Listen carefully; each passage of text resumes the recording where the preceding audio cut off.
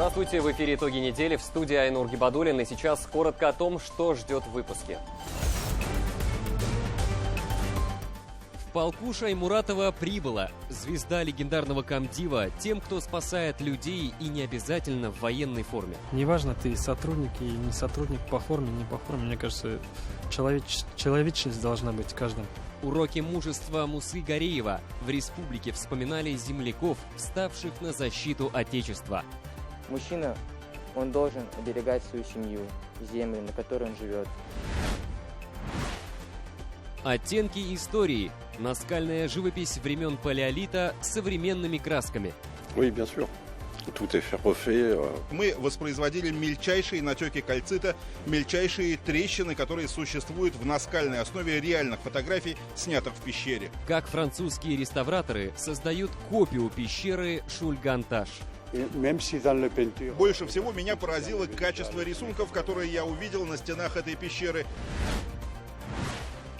Третий в республике. Первое, людям что нужно? Людям, чтобы они могли получить качественную медицинскую помощь. Вот это про это, как говорится.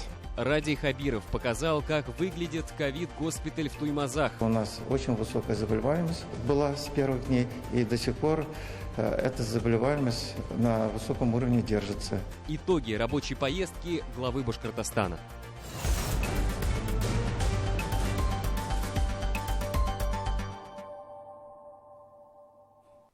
В Туймазинском районе достраивают новый ковид-госпиталь. Уже через неделю состоится техническое открытие. Площадку посетил глава Башкортостана, который наметил планы по строительству еще одного такого же медучреждения. Таким образом, они будут работать практически во всех частях республики – на юге, западе, севере и в центре. О том, что изменили строители при возведении Туймазинского центра и когда он примет первых пациентов, в материале Артура Шамсудинова. А все трубы проходят по крыше, да?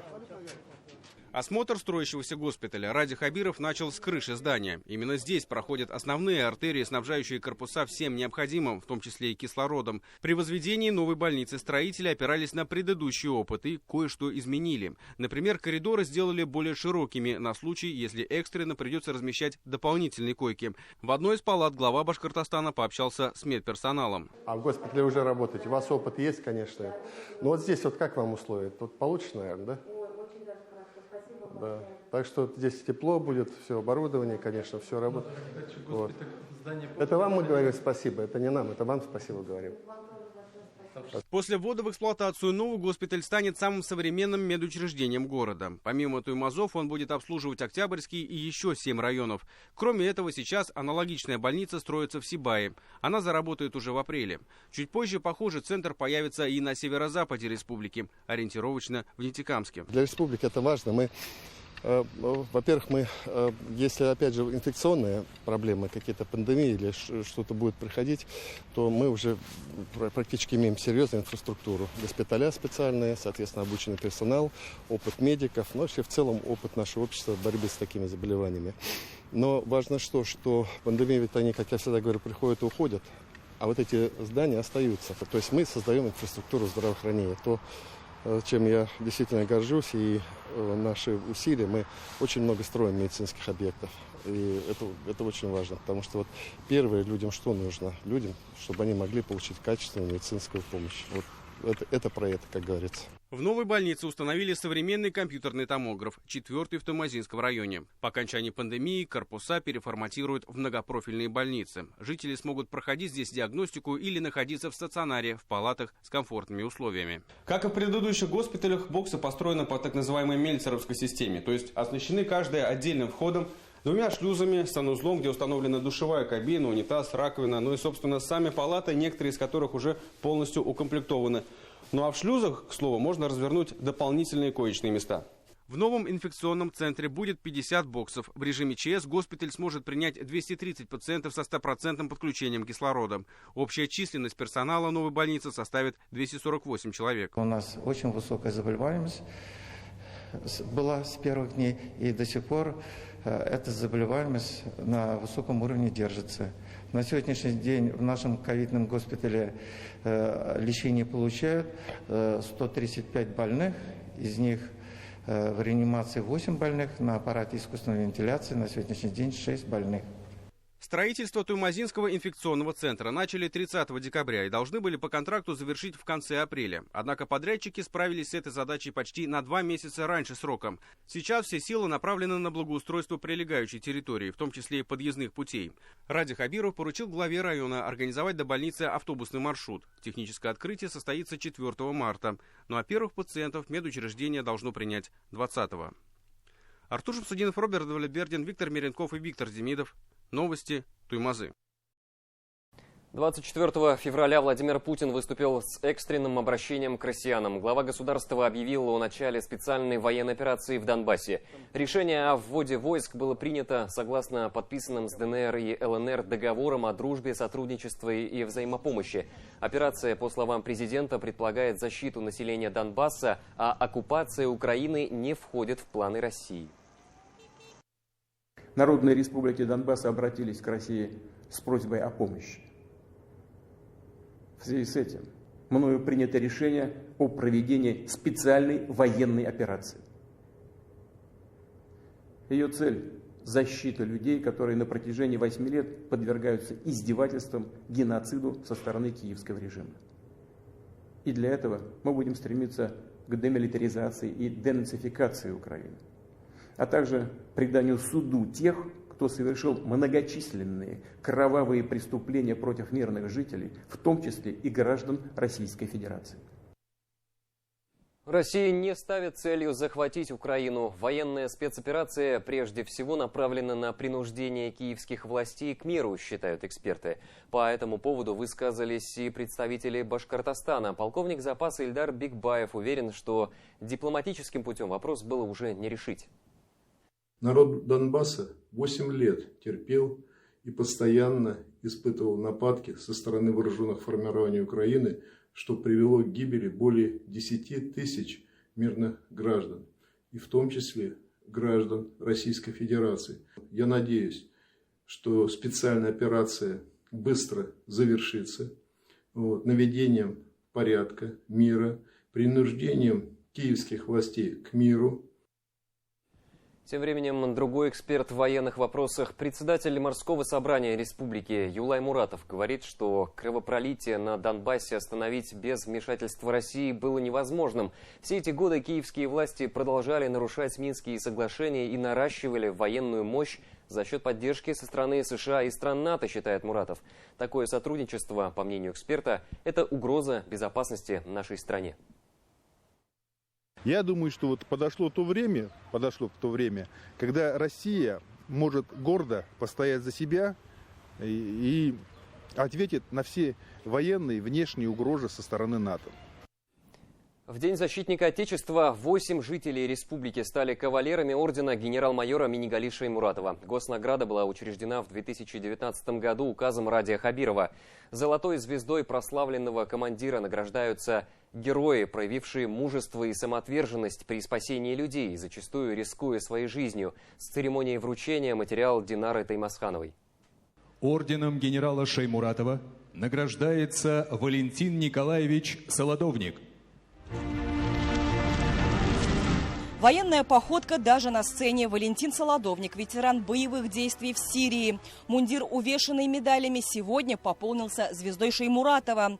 На поле боя нужна не только смелость. Участие в переговорах с боевиками потребовало от майора дипломатичности. Рискуя жизнью, он вывел мирное население из населенных пунктов Восточной Гуты. Честно скажу, получив эту награду, у меня огромная гордость. То, что я имею награду, орден Шаймуратова. То, что глава республики вручил этот орден. Рисковал жизнью, спасая других, исследователь из Баймака Тимур Калимулин. Героизм он проявил в мирное время. В ноябре 2020-го он спас из горящей квартиры 3 детей. При этом о поступке Тимура руководство МВД узнало от благодарных жителей. Сам герой скромно промолчал. Неважно, ты сотрудник и не сотрудник, по форме, не по форме. Мне кажется, человечность должна быть в каждом. Нельзя просто так это оставлять. Если не мы, кто если не мы? Герои бывают не только в мундирах, но и в белых халатах. У врача перинатального центра Ильнура Масалимова есть опыт спасения даже на заснеженном поле. Пострадавший в автоаварии на трассе Авдон Юматова мог бы и не дождаться скорой помощи. Реаниматолог восстановил дыхание и сердцебиение мужчины. К приезду неотложки он был готов к транспортировке. К вечеру я узнал через своих коллег, что его прооперировали, он пришел в сознание уже. Вот я рад, что помог людям. Защитник Отечества – это не только защитник границ, я считаю. Защитники здоровья, защитники жизни тоже так же являются защитниками Отечества. Врачу-стоматологу спасать жизнь пришлось на высоте в несколько тысяч метров. Плохо на борту самолета стало 1,5-годовалой девочке. Через 2 часа после взлета маленькая пассажирка потеряла сознание. Мне пришлось сделать непрямой массаж сердца, убрать запрокидывание языка, оказать реанимационные мероприятия, вернуть ребенка к жизни. Подвигом я это, конечно, не считаю. Я считаю, каждый уважающий себя доктор в моей ситуации поступил бы так же. Орден генерал-майора Шеймуратова был утвержден 3 года назад. Указ о госнаграде подписал глава республики Ради Хабиров. Перед началом церемонии руководитель Башкортостана отметил, что в зале собрались люди, которые знают настоящую цену мирной жизни, когда над головой не рвутся снаряды и не свистят пули. И начну я с самого главного. Башкортостан всецело поддерживает решение президента Российской Федерации Владимира Владимировича Путина и парламента нашей страны о признании суверенитета Донецкой и Луганской народных республик.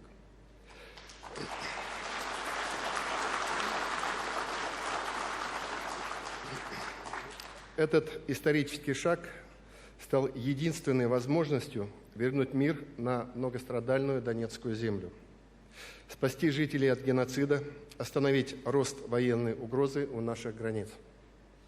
Башкортостан, как это уже было в 2014 и 2015 годах, вновь готов принять в эти дни эвакуированных из Донбасса. В республике развернут оперативный штаб и подготовлены условия для размещения 2000 человек. Мы находимся на постоянной связи со штабом МЧС России. Жители Донбасса, родные для нас люди, 23 февраля следующего года мы будем отмечать скорбную дату. 80-летие трагической гибели героя Российской Федерации генерал-майора Мингали Шеймуратова. Легендарный командир 112-й башкирской кавалерийской дивизии погиб в неравном бою за Донбасс, который в наши дни вновь стал символом мужества и стойкости.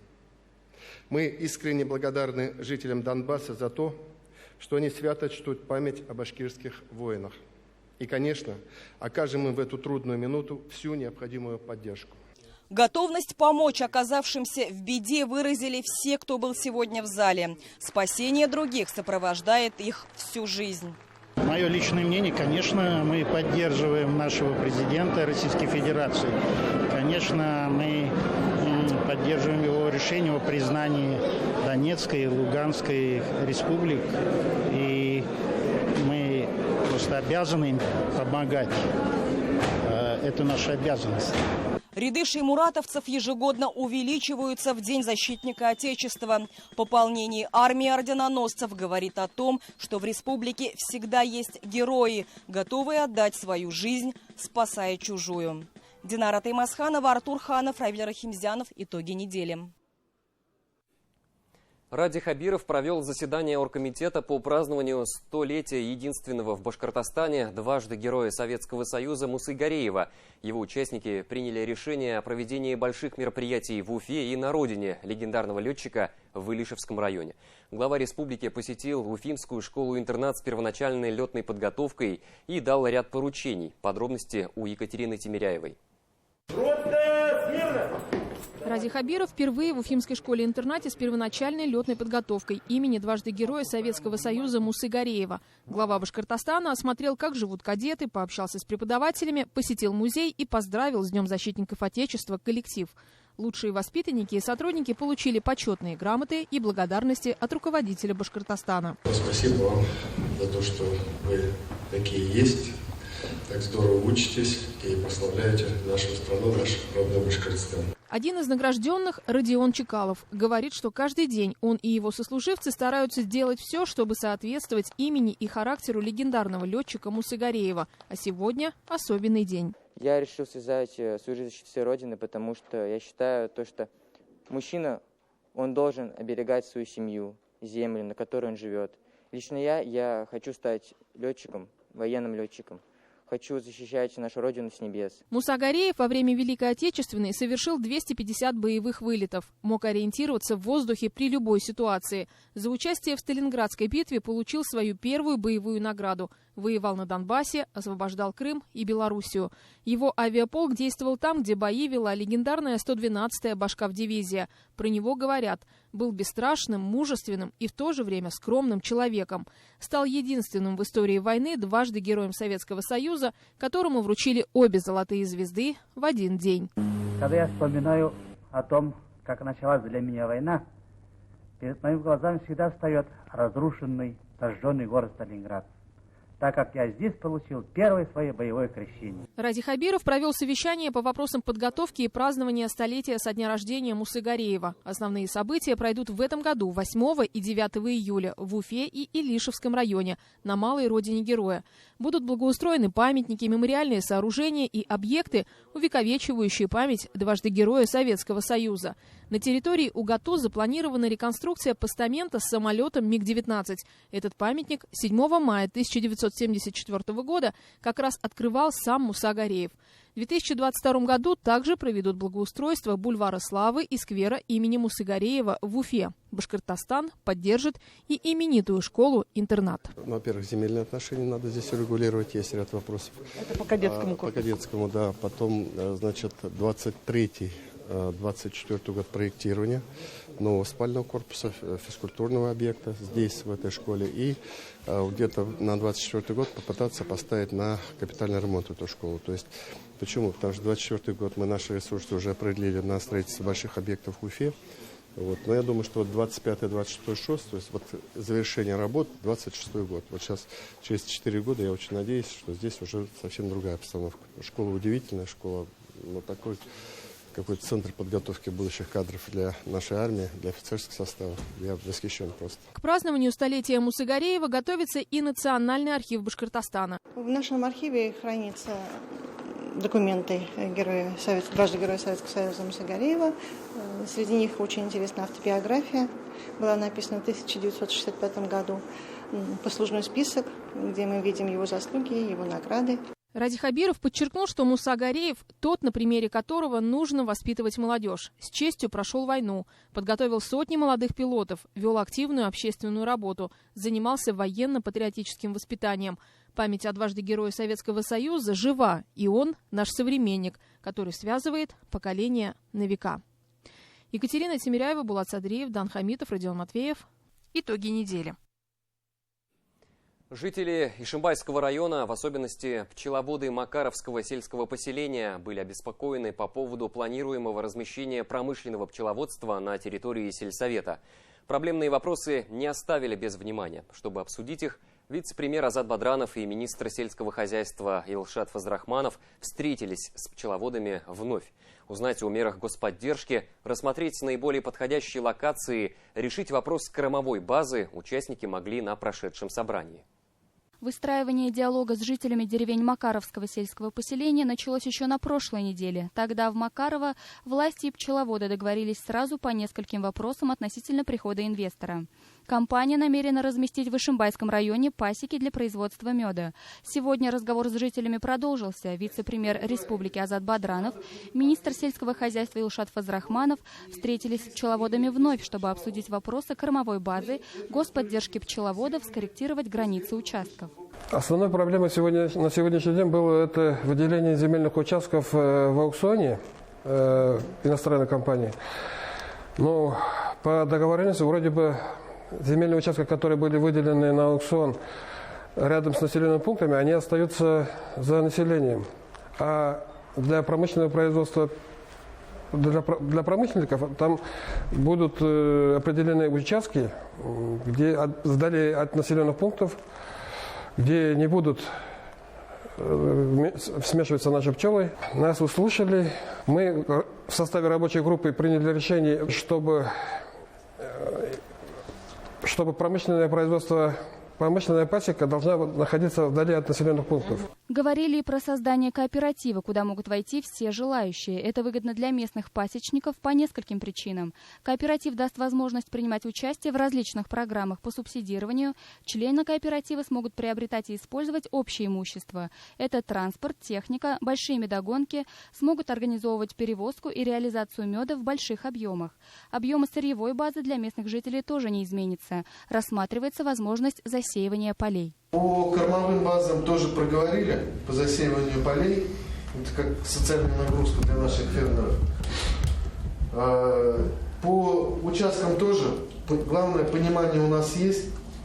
Главное, вот, для того, чтобы и мы договоренности свои выполняли, и вы, вот, у нас, чтобы было вот это понимание и доверие, и мы каждый друг перед другом несем эту ответственность. И ответственность от наших вот этих решений на самом деле очень важна. Если бы вот этой ситуации не случилось, может быть, мы еще не скоро бы задумались о руинировании республики под промышленное и традиционное пчеловодство. И здесь вроде бы локальная история про один сельсовет Макаровский, а решение в итоге мы получили масштабное очень для сохранения башкирской пчелы. Разговор состоялся конструктивный. Понятно одно – условия для разведения башкирской пчелы и башкирского меда будут сохранены. Следующий круг вопросов жители обсудят на встрече с инвесторами, которая состоится уже на следующей неделе. Принятое решение Аксакалы района поддержали.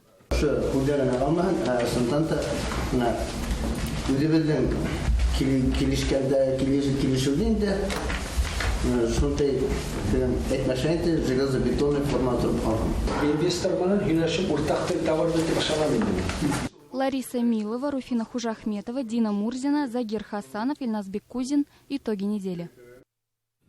Сделанные в Монтиньяке и успешно доставленные в Башкортостан. Французские специалисты завершили работу по созданию точных копий наскальных изображений пещеры Шульганташ. В скором времени их можно будет увидеть в одноименном музейном комплексе. О том, что представляют собой работы зарубежных художников-реставраторов, в репортаже Руслана Батыргариева.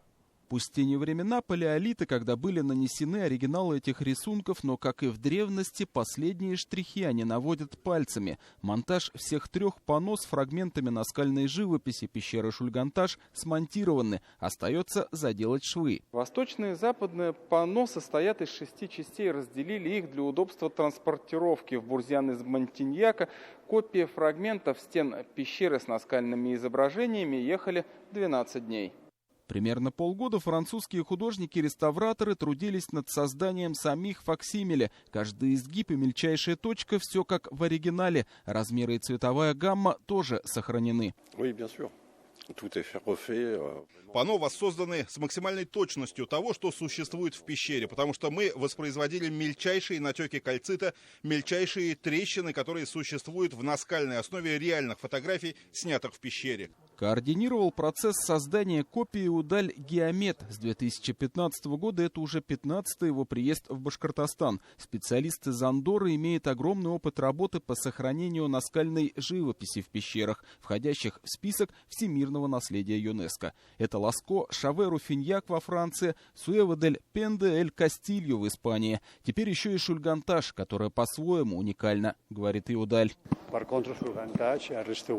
Больше всего меня поразило качество рисунков, которые я увидел на стенах этой пещеры. Изображение верблюда и вовсе невозможно увидеть ни в какой другой пещере. В то же время Шульганташ единственное и неповторимое, поскольку находится на расстоянии 4000 километров от всех остальных пещер с палеолитической живописью.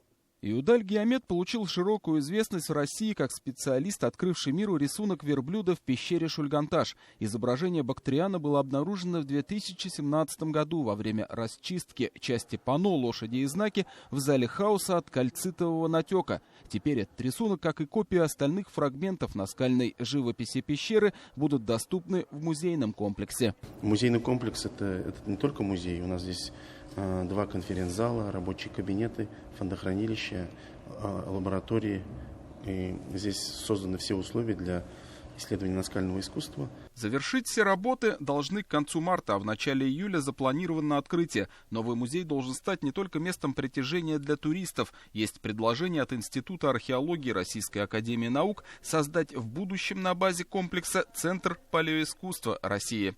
Руслан Батыргареев, Булат Садриев, Иван Шабрин. Итоги недели. Бурзянский район. До дна окопа. Поисковики Башкортостана готовятся к очередной экспедиции в Ленинградскую область. Команду готовит и отряд 9-я рота из деревни Демский Бишбулякского района. 13 лет они помогают в поисках останков солдат Красной Армии, погибших на полях сражений. Мой коллега Азат Садриев пообщался с ребятами и узнал, что является главной находкой для каждого поисковика.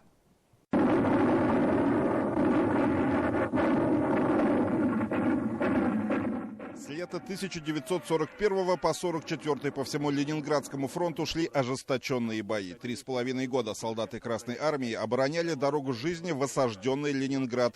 Немцы бросили свои лучшие силы и технику, чтобы сломить сопротивление наших воинов, но каждый стоял до конца.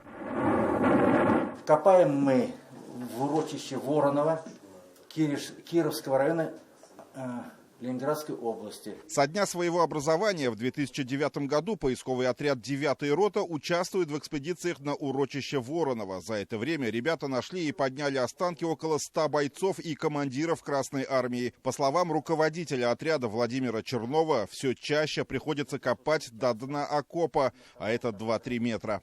И все еще есть работа, и все еще есть бойцы, которых надо поднимать. Но проблема в том, что приходится доставать их с глубины. То, что лежало наверху, на поверхности, уже подняты. И верховых тоже бойцов остается все меньше и меньше. Крайняя экспедиция поискового отряда 9-й рота в составе сводного поискового отряда Республики Башкортостан состоялась 21 апреля прошлого года. Ребята приняли участие в вахте памяти на мемориале павшим в Мгинской наступательной операции у дороги Апраксин-Новая Малукса. В Ленинградскую область поехали и подруги Алсу и Рената. Для девчонок это была первая экспедиция. У меня 3 брата ездили в поисковый отряд, и поэтому я тоже решила съездить, узнать, что это такое. Девочкам там очень сложно, да. Большие сумки, тяжесть. Хорошо, что были сильные мужчины. Помогли, да. Было очень холодно в нашу поездку. Был снег, когда мы там были. А результаты экспедиции какие? Удалось обнаружить бойцов? Мы подняли бойца. Нам очень было интересно выкапывать какие-либо гильзы. Лично с ней мы выкопали снаряд. Мы очень рады, что туда съездили. Для нас это большая честь, и мы выражаем огромную благодарность Владимиру Анатольевичу, что он предоставил эту возможность. Единственное, что удалось выяснить, погибшему солдату было всего в 18 лет. К сожалению, при нем не оказалось главного, зачем охотится каждый поисковик России. Смертный медальон – это пластмассовый цилиндр, куда вставлялся вкладыш с данными этого бойца. И очень прочно заворачивался.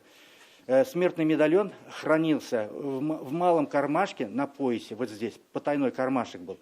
Поэтому, как только мы поднимаем бойца, мы очень тщательно пересеем каждую соринку, каждую песчинку и ищем вот этот смертный медальон. За 13 лет существования поискового отряда школьники обнаружили настолько много оружия, боеприпасов и личных вещей погибших солдат, что уместить их в одном музее было невозможно. Решить эту проблему удалось весьма необычным способом. Поисковики раздали экспонаты в 7 районных и одну уфимскую школу, где теперь тоже организованы такие музеи. В День защитников Отечества поисковые отряды Башкортостана организовали выставку найденных военных артефактов. В Конгресс-холле вереница столов растянулась, словно историческая кинолента, где на некоторых кадрах невозможно сдержать слез. За каждым предметом, найденным ребятами, скрывается трагедия. Бросить винтовку, к примеру, солдат просто так не мог. Значит, был убит или тяжело ранен. Поисковики до сих пор натыкаются на ужасающие находки, что скрывает и, казалось, помнит только земля. 3 года назад они обнаружили останки 153 человек на месте уничтоженной немцами деревни Воронова в Ленинградской области. Когда смотришь на них, понимаешь вот эту трагедию. Допустим, ножичек, который мальчик 5-летний сжимал в руке перед гибелью. Там вот лежали именно женщины и дети, которые были уничтожены немцами. Грудные дети на руках у мамочек. Деревня была уничтожена целенаправленно артогнем и бомбардировками противников. В ней, самое главное, в ней не находилось красноармейцев. Всех погибших сбросали в воронки, и вот абсолютно случайно мы их нашли. 9-я рота готовится к очередной экспедиции. Только на этот раз подруги Алсу и Рената не смогут поехать. У 9-классниц выпускные экзамены в школе. Но твердо намерены присоединиться к поисковому отряду в следующем году, потому что война не закончена, пока не похоронен последний солдат. Азат Садреев, Роберт Давлетбердин, Сергей Галкин. Итоги недели. Бишбулякский район. Олимпийский вояж прошел в выходные в Уфе. В столице республики удалось собрать едва ли не всех героев Пекина, которые представляли Башкортостан на играх в составе сборной страны. Они стали ближе к тем, кто за них болел у экранов телевизоров. К тому же 26 и 27 февраля Россия празднует Дни зимних видов спорта. С кем их не отмечать, как не с олимпийцами. Народные гуляния развернулись на площади перед главным ледовым дворцом республики. А олимпийцы проехали по центральным улицам на автобусе. Тему продолжит Роза Хабибулина. Спасибо! Они наконец-то увидели воочию, а не сквозь призму голубого экрана тех, за кого болели. Для бронзового призера игр в Пекине Семена Елистратова это 4-я Олимпиада подряд и 3-я к ряду с наградами. Весь путь рядом с ним наставник Андрей Максимов. Знаете, такой вот теплый прием, что даже после Сочи такого приема нету. Очень всем болельщикам спасибо за такой теплый прием, что пришли, нас встретили. Наконец-то дает волю эмоциям и 3-кратный бронзовый призер Эдуард Латыпов. Он еще с родителями не успел встретиться, но приехал на праздник. Радость, пока радость, осознание того, что получилось сделать хороший результат и есть дальнейшая мотивация его улучшить. Но вы чувствуете, что за вас болела вся страна? Чувствуете себя героем? Ну, конечно, это чувствуется. Можете вы посмотреть, сколько народу вышло сегодня на улицах Уфы, и все поддерживают, переживают, и это действительно очень дорого стоит и очень приятно. Кажется, эта встреча очень нужна была и самим олимпийцам. Скелетонист Александр Третьяков, который также выступал на играх в Пекине, представляя Башкортостан, обменивается автографом с Семеном Елистратовым. Написали друг другу пожелания. Первоначально вообще улица не виделись получила давно. Название Александровская в честь этого здания. Пока олимпийцы едут на главной ледовой площадке республики, уже собрались болельщики. Самое время проверить свои силы, к примеру, в гигантском хоккее или в хоккее с мячом.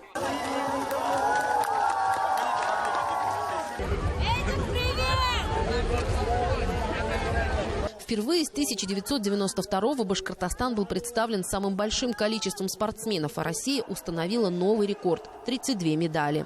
На самом деле Республика Башкортостан продолжает быть регионом спортивных побед, регионом, где спорту уделяется самое главное внимание. Авторы рекордов и побед сегодня сами помогли показать недюжинную силу и мощь. Эльбрус Нигматуллин уже тягал дома, верблюды, баржи. Теперь дело за автобусом со спортивными звездами. Эльбрус Нигматуллин протянул автобус с олимпийцами весом примерно в 20 тонн на 20 метров вперед. После олимпийцы отправились в Центр управления республикой, где прошла встреча с главой Башкортостана. Здесь подвели итоги выступления на играх в Пекине. Вы защищаете нашу страну. Вот ровно так вы это должны понимать, вы еще молодые люди. Но для себя я так говорю. Вот вы защищаете нашу страну, как наш президент, который сейчас защищает нашу страну. Вы защищаете нашу страну, как наши военнослужащие, которые сейчас на Украине защищают нашу страну, нашу безопасность и останавливают чудовищную войну, которая 8 лет назад была разведена. Вы защищаете. Вы защищаете нашу страну как медики, которые сейчас вот в красных зонах и госпиталях работают. Вы тоже защищаете. Потому что по-другому как не назовешь. То давление, которое было на вас, но оно... Знаете, мы сидели здесь, мы чувствовали, вот, насколько это тяжело. Поэтому вы должны понимать, что вы настоящие герои. И именно так мы к вам относимся. Поэтому еще раз вам огромное спасибо. В первую очередь результаты сборной России по биатлону. На дебютных играх Эдуард Латыпов завоевал 3 бронзовые награды. В смешанной и мужской эстафетах и в гонке преследования. Особое внимание к хоккеисткам. Уфимская «Агидель» делегировала больше всего игроков в женскую сборную России. Сразу 7 человек. В составе и дебютанты, такие как Полина Лучникова, и опытные, к примеру, Ольга Сосина. Да у них характер еще сильнее, чем у мужчин. Там характер, я говорю, Они проходят такие испытания, которые, говорю, многие мужчины могут не вытерпеть. Разговор подхватывает Семен Елистратов, делится своими впечатлениями. Одно из главных – это возможность готовиться к играм дома, на базе центра шорт-трека, что находится в микрорайоне Черниковка. Моя глубокая, безумная благодарность за те условия, которые у нас созданы. Я могу готовиться не к российским соревнованиям, а я могу готовиться к международным соревнованиям. И этот сезон это показал и доказал. Дома, в родном городе в Уфе, я могу каждый день видеть свою супругу и сына. Я хоть как-то вижу, как мой сын растет. А это очень важно. У нас вообще проблем нет. Мы приходим на каток, я прихожу не на каток, а к себе домой. Я, представляете, катаюсь столько, сколько я хочу. Я беру время то, которое я хочу. Представители Башкортостана стабильно входят в олимпийскую сборную в бобслее. На этот раз в Пекине выступили молодые спортсмены Ростислав Гатюкевич и Юлия Беломестных. 7 олимпиад подряд, и вот эта олимпиада – это случайность, это какая-то закономерность. Но это не моя заслуга, это так выстроена система подготовки спортсменов, система подбора спортсменов. Однако история с Пекином еще не заканчивается. 4 марта стартуют Паралимпийские игры, на которых выступит представитель Башкортостана Александр Давидович. 6-кратный бронзовый призер Кубка мира и Паралимпиады в Сочи. Сейчас он находится в Италии на заключительных учебно-тренировочных сборах. А пока чествуют героев Олимпиады, на спорткомплексе «Биатлон» в Уфе кипит жизнь. Сегодня здесь завершается Всероссийская спартакиада школьников. И кто знает, может быть, здесь сейчас есть те, кого мы увидим уже на следующих играх. Я бы хотел поддержать Латыпу в связи с той ситуацией. Все бывает в спорте, так что не надо расстраиваться и продолжать работать. Мой кумир Эдик Латыпов, который сейчас на Олимпийских играх выступал, лидер сборной команды России. В будущем ориентируемся на наших спортсменов, которые хорошо выступили на Олимпийских играх, на Эдуарда Латыпова, на Александра Логинова, которые замечательно выступили. Роза Хабибулина, Никита Маврин, Александр Лысенко, Роберт Давлетбердин и Рустем Саитов. Итоги недели. Более подробный материал об олимпийском празднике, который прошел в Уфе, смотрите после программы «Итоги недели» в специальном репортаже. На этом у меня все. Я с вами прощаюсь. Оставайтесь в курсе событий с телеканалом БСТ и всего доброго.